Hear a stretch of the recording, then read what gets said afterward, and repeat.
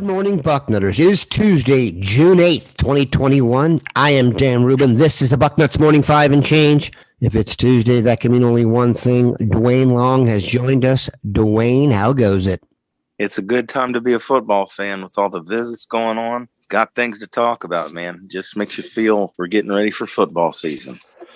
Yeah, activity is furious. I've used the word furious many times to describe what's going on over at the WAC, and it's just getting better every day. Some current events to deal with. Ohio State got a commitment yesterday from Kaleb Brown, wide receiver out of the Chicago area, 5'11", 177 pounds, most likely a slot guy, got a little bit of a running back background, almost a Curtis Samuel type to some. Your thoughts on the addition of Kaleb Brown, which we have been expecting for quite some time? Just a super athletic kid, explosive. Once he gets the ball in his hands, he's really something.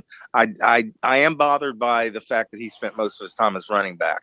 Coming in and learning how to run patterns is one thing, but just having that familiarity with the position, I would have liked to have seen him more time at wide receiver. Once you get the ball in his hands, yeah, he's going to be a slot kid. He is, watch out. Get ready for the kickoff.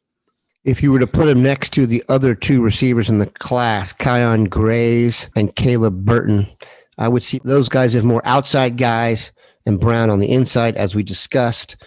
That is going to come up later on in the show, and we will address it as such. Other news from yesterday, Gabriel Harris, a Georgia class of 2023 defensive lineman, previously committed to Florida State, visited Ohio State last week, decommitted yesterday from Florida State. An offer from Ohio State came right after that. What is your vibe on Gabriel Harris? It certainly does feel, given that the crystal ball poll came from Florida State, that he's going to be a Buckeye. His film just leaps out at you, man. I'm telling you, the kid, he's got the potential to be really special. He's a long kid. He's very active. I mean, he is running all the time. Love to see those kids that just play to the whistle all the time. He's got some explosiveness. I think he's going to get too big, though, to be an edge. I think he's going to be a kid that lines up on the strong side. He's long. It's just, that's great news. Great news for us Buckeye fans that an athlete like that crystal balled from a Florida State guy. That's a big deal.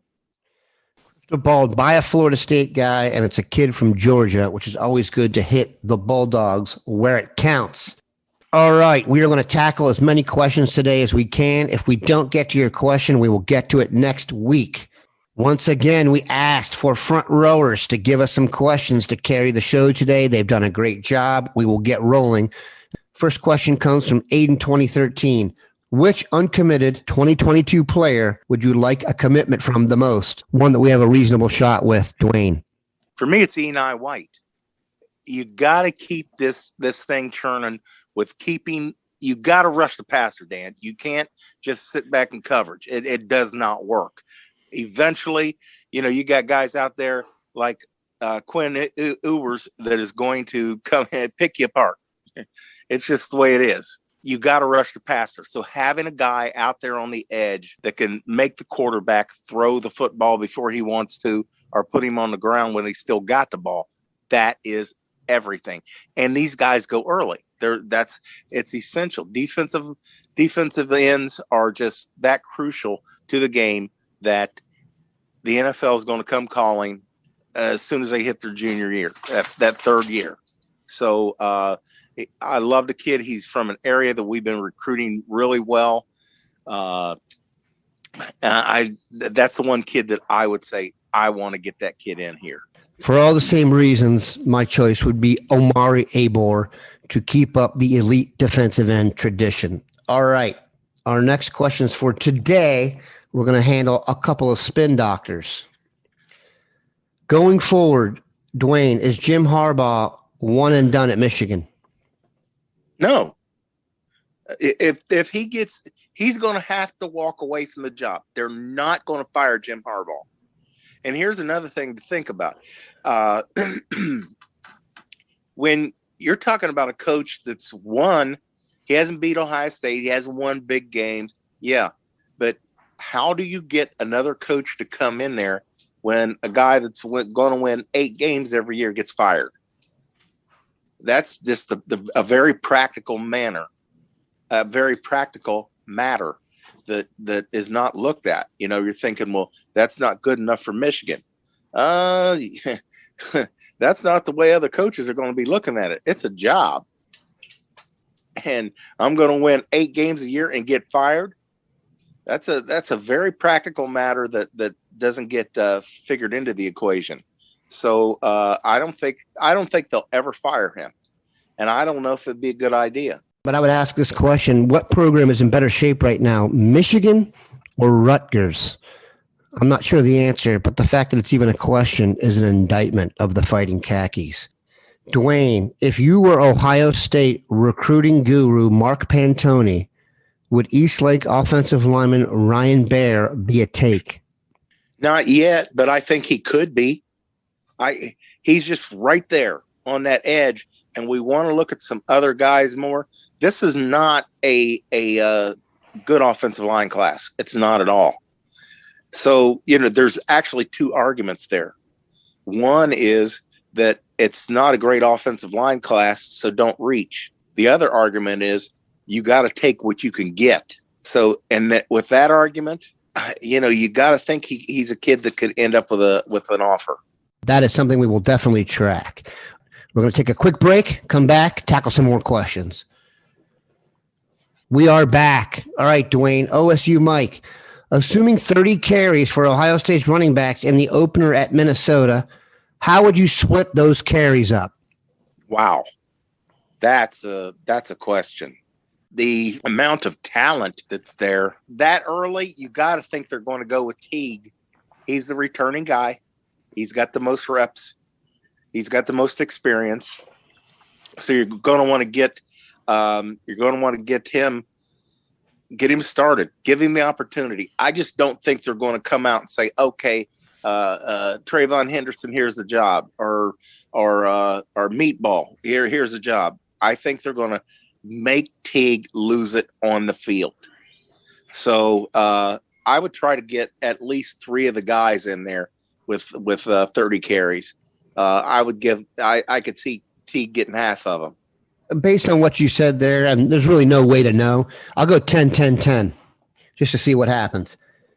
The next 2 questions were about Zach Rice. We've got plenty of content coming up on Zach Rice here. He is the offensive lineman, a highly rated left tackle who it does seem like Ohio State and North Carolina are doing a really good job recruiting him right now. I'll just say that. Buckeye 85262. Who are a couple players on the roster that are not getting talked about that you think could be all Big Ten this year? The wide receiver group, that somebody is going to emerge from there that we're not expecting. Jackson Smith and Jigba is a kid that is not getting talked about as much. This kid is just a receiver, and he's a better athlete than what we think. I think he could really. He's like an Olave, so I think he could emerge. Absolutely. And let me see who else really jumps out at me. At the linebacker position, we've got some kids that we have not seen a lot of, but when they have been on the field, they've caught my attention. So one of the linebacker group, just say the field, one of those guys could come out of there and be an impact player. They're going to get a lot of reps, Dan. The linebacker group is going to get a lot of reps. My choice is going to be Josh Proctor.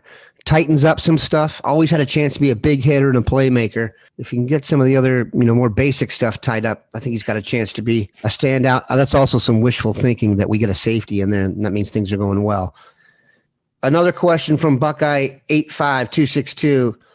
Brian Hartline is gaining national recognition for his efforts as Ohio State's wide receivers coach. Could you see a school trying to swoop in and trying to hire him away? I could see that happening, but it's going to be as an offensive coordinator. Nobody's just going to come in and give him a head coaching job after just being a position coach. I don't see that happening. He just does not seem to be real interested in being a coach anywhere else. I have to think somebody has come in on this kid because, look, when you're talking about position coaches, A lot of it is just recruiting. They've got to be great recruiters. Who's recruiting better than Brian Hartline anywhere in college football? I could see somebody coming in and offering him. I just don't see the kid leaving. I think he wants to be a coach here, offensive coordinator, head coach eventually. I think that's what his career plan is. He's going to leave. It's going to be for the NFL. Keep in mind, he is financially independent and is not chasing a career ego match. I think like some coaches, he's done it as a player. We are blessed to have him.